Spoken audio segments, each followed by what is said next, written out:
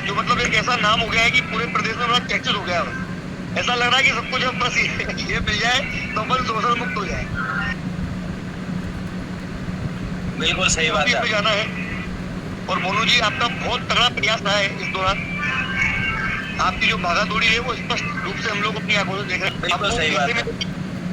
कैसे मिलेगी, किस माध्यम से मिलेगी, किस रास्ते से मिलेगी, लेकिन सफलता हमें मिलनी चाहिए। कुल मिला के कोई भी कुछ भी करता है, कोई क्या बोलता है, कोई क्या बोलता है, तो जो घंटा बज रहा है ना भाई साहब, कोने कोने में एक ही गूंज होती है टीकाकरण चल रहा है। ये दिन देखने मतलब ये दिन देखने के बाद बड़ा अच्छा सा महसूस होता है। चलो कम से कम आगे तो सही। अब मैं मोनू जी भाई साहब को हमारे बीच में आमंत्रित करूंगा कि आप आरएलडीसी के विषय में आज हम सब लोगों को एक बार और विस्तार से जो है कुछ बताएं उसमें कि वो चीज कहाँ तक पहुंची है, कहाँ तक पहुंच रही है, और क्या वाकई ऐसा कुछ है जो वास्तविकता से रूप से कुछ वास्तविकता में मतलब कुछ प्रमाणिक रूप से ऐसा हो कि नहीं अब तो आरएलडीसी आगे ही रही। मोनू जी भाई साहब, मतलब संघर्ष जो है मेरा काफी नया है, आपका काफी पुराना संघर्ष है। आप चीजों को बेटर समझते हैं, लेकिन फिर भी जो इस संघर्ष के दौरान मैंने देखा है, समझा है, जाना है, उसमें ये है कि दास्ता और गुलामी और ये पीड़ित वर्ग जो है, इसकी आवाज को एक मजबूती देने का प्रयास जो मैंने किया था, उसमें मैं लगभग 50% सफल भी हुआ। वो आप सब लोगों का सहयोग रहा, जितने भी साथी जुड़े हुए हैं उन सब का सहयोग रहा। आरएलएसडीसी जो है एक सिटी है, और उस सिटी पे अगर हम सिटी दर सिटी चलते हैं तो 99% हम सफलता की ओर बढ़ जाते हैं।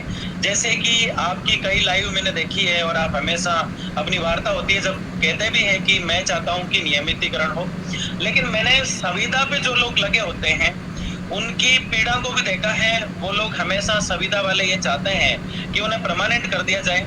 मुश्किल से पूरे राजस्थान के अंदर संविदा में जितने भी लोग लगे हुए हैं उसके 5% भी पिछले 10 साल के अंदर कभी परमानेंट नहीं हुए।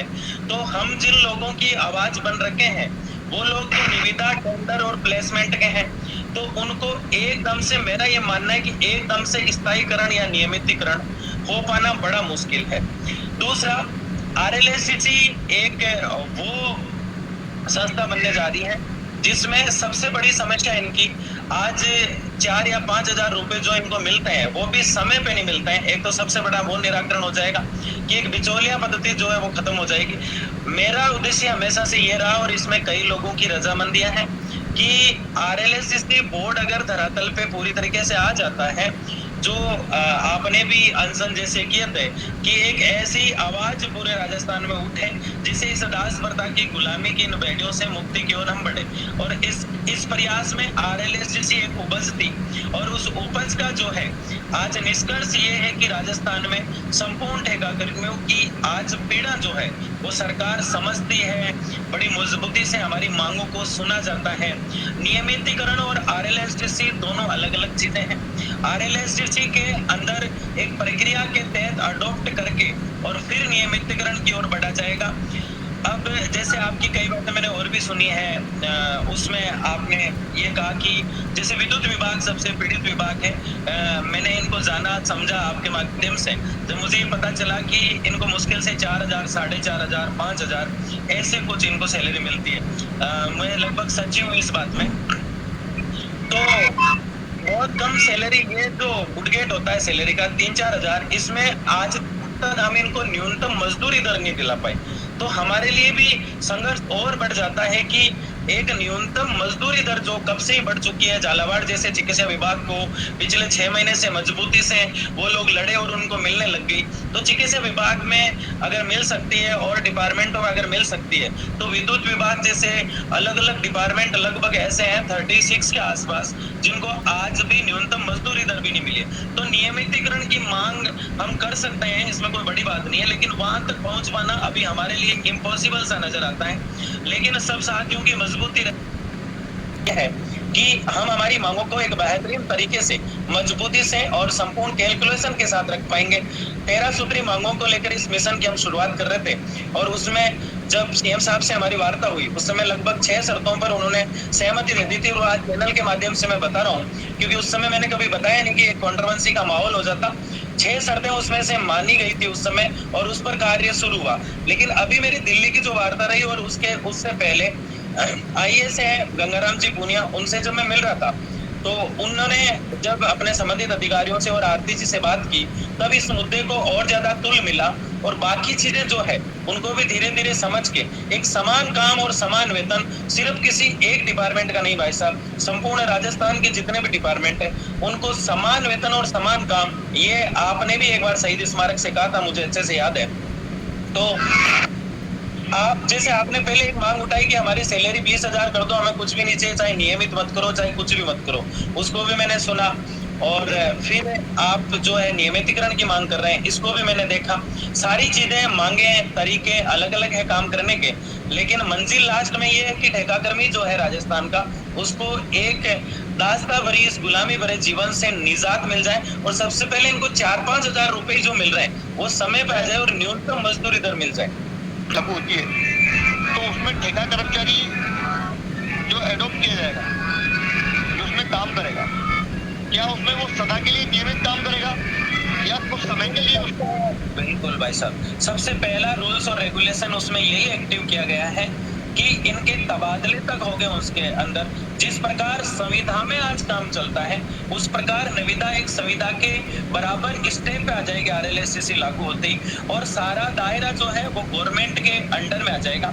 जैसे अलग अलग माध्यमों से मैंने ये भी सुना कि कुछ डिपार्टमेंट के डॉक्यूमेंट कंप्लीट नहीं है, कुछ डिपार्टमेंट के साथियों को ये लगता है कि उनकी डिग्रियां नहीं है, और ऐसे में अगर आरएलएससीसी लागू हो जाता है तो अगर डिग्रियां उनके पास नहीं है तो उनको आरएलएससीसी में लिया नहीं जाएगा, ऐसा मतलब सुना है और आपसे भी बात हुई। तो अगर मुझे ये बताइए कि अगर आरएलएससीसी जो है नियमितीकरण से तो एक छोटा डिवीजन है, अगर आरएलएससीसी में भी अगर डॉक्यूमेंट का इश्यू आ रहा है तो नियमितीकरण में तो ये 100 गुना आएगा। एक बेहतरीन तरीका है। आज रूल्स और रेगुलेशन की हम बात करें तो ऐसे ऐसे एक्ट बने हुए हैं। श्रम मंत्रालय की आप बात कर रहे हैं तो मैं बता रहा हूँ आपकी बात को, आप ही की बात पे आ रहा हूँ। श्रम मंत्रालय जो है उसी ने ये आदेश जारी किए। श्रम मंत्रालय का आदेश है कि 26 रुपए। ये थोड़ा पास में क्या है कि बैंड बजा बज रहा है, साजी है हमारे, तो एक नरेश जी ने लिखा है कि भाई साहब ये गाने बंद करेंगे, तो ये गाने मैंने चला नहीं रखे। ये पास में विवाह जो है कि सबसे पहले तो जैसे आज इनको एक्ट तो ये भी है कि न्यूनतम मजदूरी दर से अगर किसी को कम पैसों में काम कराया जाता है तो उसके खिलाफ हम आवाज उठा सकते हैं, लेकिन कभी भी एक संयुक्त आवाज आज तक नहीं उठी। तो एक्ट बहुत सारे हैं लेकिन उन्हें एक्टिव कराने के लिए बहुत मजबूती से संघर्ष करना पड़ता है, और हम इतनी लाठियां बन चुके हैं कि वो एकजुट होने में शर्मिंदा फील करते हैं। जैसे आज हमारे विचार जो है भाई साहब, हमारे विचार भले गतिरोध में आए हो कभी, लेकिन हम जब भी मिलते हैं, जब भी बात करते हैं एक पॉजिटिव थिंक के साथ, क्योंकि एक दूसरे को समझते हैं, जानते हैं कि भाई लड़ाई जो है वो दोनों की ठेका कर्मियों को आजाद कराने की है। जब मैं सुधांशु जी पंत से मिला, मुख्य सचिव महोदय से, तो मैंने कहा साहब कानून की बात आप करते हैं, कानून के रखवाले हैं, और आज भी गुलामी की जो भेड़ियां हैं, दास्ता जो है वो आज हमारे राजस्थान में ही जिंदा है, और आज के सीएम आप भी है राजस्थान के। तो उन्होंने कहा ये बात तो जो है मैं इसको बड़ी मुख्य नजर से देखूंगा और मैं जल्दी इसकी मीटिंग करता हूँ। तो ये चर्चाएं जो है पूरी आरएलएससीसी को लेके ही थी, और ये जो रिजल्ट है मैं इन सबको भी बताना चाह रहा हूँ। इसमें जो मेन टूल पकड़ा है किसी समय में संघर्ष जो है उसको आग लगाने का जो कार्य किया, वो भाई साहब आप ही ने किया था उस करधनी थाने से जब आपने आमरण अनशन किया था। तो उस समय भूख हड़ताल पर आप बैठे थे, उस समय से ठेका कर्मियों की इस बात को मैं समझ पाया, ये सच्चाई है, और उस दिन से मैंने इस आवाज को उठाना शुरू किया।